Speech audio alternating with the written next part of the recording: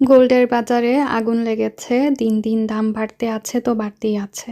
আসসালামু আলাইকুম। কেমন আছেন আপনারা সবাই? চলে এসেছি আজকে টুকটাক কিছু গোল্ড শপিং করতে। চলে এসেছিলাম আমরা মালাবারে। মালাবারের ডিজাইন আর কালেকশন বরাবরের মতোই অনেক সুন্দর। স্পেশালি ওদের যে স্টোনের কালেকশন বা রুবির কালেকশনগুলো আছে ওইগুলো আমার পার্সোনালি অনেক বেশি পছন্দের। এটা ছিল অক্টোবর মাসের ৮ তারিখ আর আজকের গোল্ড প্রাইসটা হচ্ছে ৯০০ আম ৬৪ মনে হয়, আমি যদি ভুল না করি। এখন তো আবার গোল্ডের প্রাইস আরও বেড়ে গেছে। আজ থেকে ৩ মাস আগেও যদি আপনারা চিন্তা করেন গোল্ডের প্রাইস কিন্তু ৮০০, ৭৫০ এইরকমটা ছিল। তখন মনে হতো গোল্ডের এত প্রাইস কিভাবে কেনা যাবে? বাট তখনও কিন্তু মানুষ গোল্ড কিনেছে। আর আজকে মানে হাজারের ঘরে চলে এসেছে স্বর্ণের মানে 10 গ্রাম পার 10 গ্রাম। তারপরেও কিন্তু মানুষ গোল্ড কিনছে। এমন কোনো শপ আমি দেখিনি যেখানে গিয়ে ব্যস্ত পাইনি ওদেরকে বা ওরা সার্ভিসই দিতে পারছে না, এত ব্যস্ত। তো আমার কাছে মনে হয় না স্বর্ণের বাজারের কোনোদিন পতন হবে। যতই দাম বাড়ুক না কেন কাস্টমারের ডিমান্ড ততই বেড়ে যায়।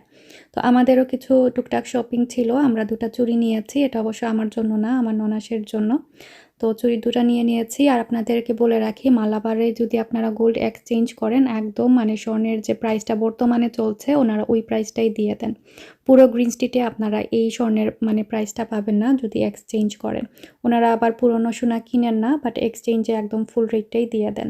এটা আমার কাছে সবথেকে ভালো লাগে। আর অন্যান্য দোকানে দেখা যায় মেকিং চার্জ থেকে কমানো যায়, বাট ঘুরে ফিরে দেখা যায় মালাবারে যে প্রাইসটা ওনারা দেন সেটার আশেপাশেই থাকে। তো যাই হোক, স্বর্ণ কেনা শেষ করে এখন আমাদের খিদা পেয়ে গেছে।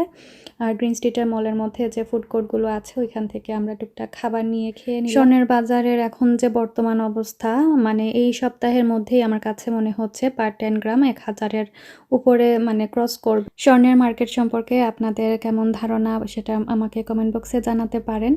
আমার কিন্তু স্বর্ণ বা স্বর্ণের জিনিসপত্রের প্রতি একটা দুর্বলতা কাজ করে, বাট বর্তমানে যে অবস্থা দাঁড়িয়েছে মনে হচ্ছে না আর স্বর্ণ কেনা হবে। আপনাদের কেমন অবস্থা কমেন্ট বক্সে জানাবেন। আল্লাহ হাফিজ।